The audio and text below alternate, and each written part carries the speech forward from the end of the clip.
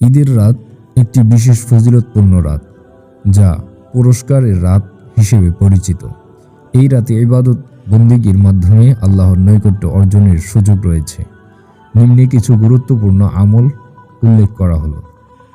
ঈদের রাতের বিশেষ আমল: 1. তাহাজ্জুদ নামাজ, বেশি বেশি নফল নামাজ আদায় করা এবং আল্লাহর কাছে প্রার্থনা করা।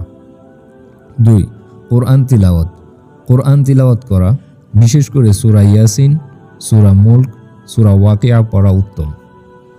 3. তাসবিহ ও জিকির, সুবহানাল্লাহি ওয়া বিহামদিহি সুবহানাল্লাহিল আযীম, লা ইলাহা ইল্লাল্লাহু ওয়াহদাহু লা শারীকা লাহ, আস্তাগফিরুল্লাহ ইত্যাদি বেশি বেশি পড়া। 4. দোয়া ও ইস্তিগফার, নিজের, পরিবারের এবং সমগ্র মুসলিম উম্মাহর জন্য দোয়া করা। 5. সালাতুত তাওবা ও সালাতুল হাজত, ক্ষমা প্রার্থনার জন্য তাওবা নামাজ এবং প্রয়োজন পূরণের জন্য হাজত নামাজ পড়া। 6. সদকা ও দান, গরিব দুঃখীদের সাহায্য করা এবং সদকা ফিতির প্রদান করা। 7.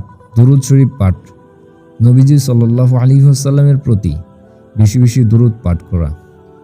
বিশেষ দোয়া: আল্লাহুম্মা ইন্নাকা আফুউন তুহিব্বুল আফওয়া ফা'ফু আন্নী, অর্থ: হে আল্লাহ, তুমি ক্ষমাশীল, ক্ষমা করতে ভালোবাসো, আমাকে ক্ষমা করে দাও। ঈদের এই বরকতময় রাতে বেশি বেশি ইবাদত ও দোয়া করলে আল্লাহ তাআলার বিশেষ রহমত প্রদান করেন।